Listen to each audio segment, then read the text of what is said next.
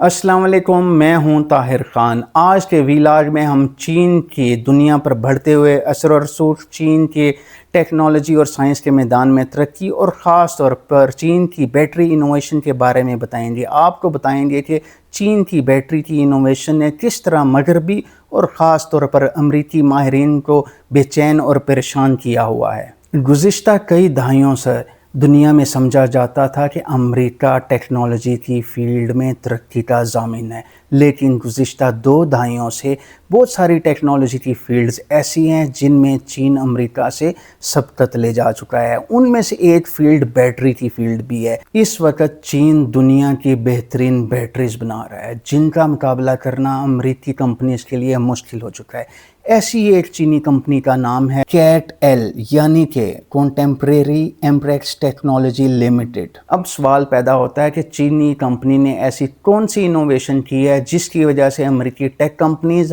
اور امریکی ماہرین پریشان ہیں؟ اس کا جواب بہت ہی مختصر ہے۔ چینی کمپنی CATL نے ایک ایسی بیٹری بنائی ہے جو 10 منٹ سے کم وقت میں چارج ہوتی ہے، اور اس کے بعد اگر اس کو الیکٹرک کار میں استعمال کیا جائے تو کار 250 کلومیٹر تک چلنے کے لیے تیار رہتی ہے۔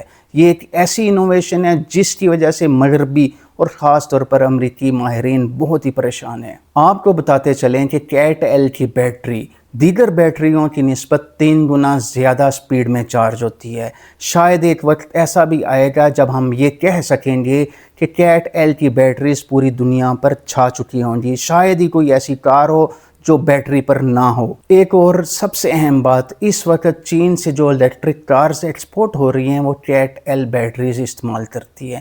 چینی الیکٹرک کارز اپنی بیٹری کی وجہ سے دیگر کاروں کی نسبت بہت ہی سستی ہیں۔ یہی وجہ ہے کہ آج کی تاریخ میں چینی الیکٹرک کارز اور چینی بیٹریز کا استعمال دنیا بھر میں بڑھتا جا رہا ہے، اور شاید ایک وقت ایسا بھی آئے کہ دنیا کی دیگر کمپنیاں چینی الیکٹرک کمپنیز اور الیکٹرک کارز اور بیٹری کمپنیز کا مقابلہ بالکل نہ کر سکیں۔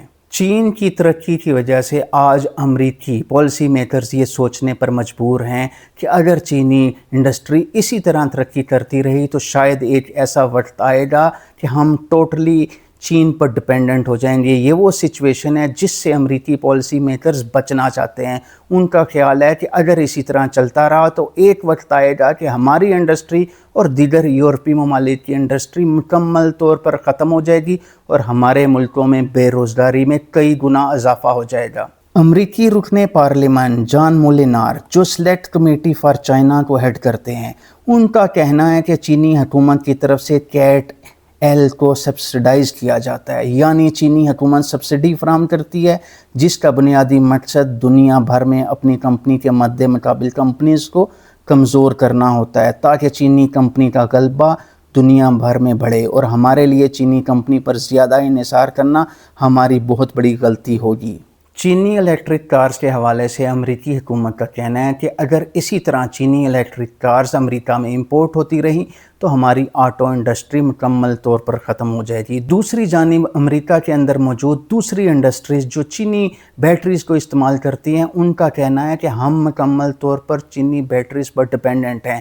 ان انڈسٹریز میں امریکی ڈیٹا سینٹرز بھی شامل ہیں۔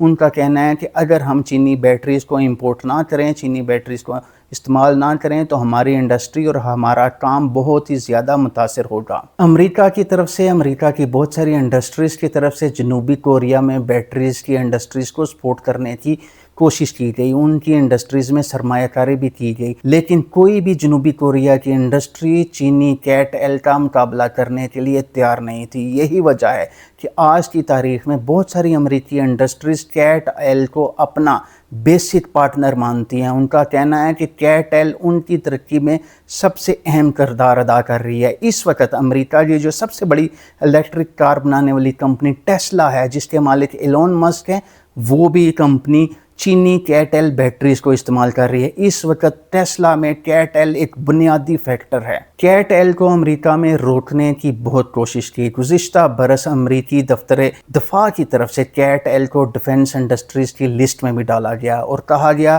کہ CATL امریکہ کے لیے سیکیورٹی تھریٹ بن سکتی ہے، لیکن چیٹ ایل کی طرف سے کہا گیا اگر ہم پر پابندی لگائی گئی تو یہ امریکہ کے لیے ایک بہت بڑی غلطی ہوگی۔ چیٹ ایل کے ترقی کے سفر کی بات کی جائے تو چیٹ ایل نے 2011 میں اپنا بزنس سٹارٹ کیا۔ 2011 میں چیٹ ایل نے سب سے پہلے آئی پیڈ کے لیے بیٹری تیار کی۔ آج کی صورتحال یہ ہے کہ آج دنیا بھر میں جو 40% الیکٹرک کار چلتی ہیں وہ چیٹ ایل کی بیٹری استعمال کرتی ہیں، یعنی کہ چیٹ ایل دنیا کی الیکٹرک کارز کی ریڑھ کی ہڈی بن چکی ہے۔ یہی وجہ ہے کہ کہا جا رہا ہے کہ چیٹ ایل کا مقابلہ کرنا مشکل ہو چکا ہے۔ چیٹ ایل کا کہنا ہے کہ ان کی ترقی کا سب سے بڑا راز ان کی ریسرچ اینڈ ڈیولپمنٹ میں سرمایہ کاری ہے۔ چیٹ ایل کا یہ بھی کہنا ہے کہ ان کے ٹوٹل ملازمین کی تعداد 1,80,000 ہے، جن میں سے 22,000 کے قریب افراد ایسے ہیں جو صرف اور صرف ریسرچ اینڈ ڈیولپمنٹ میں کام کرتے ہیں۔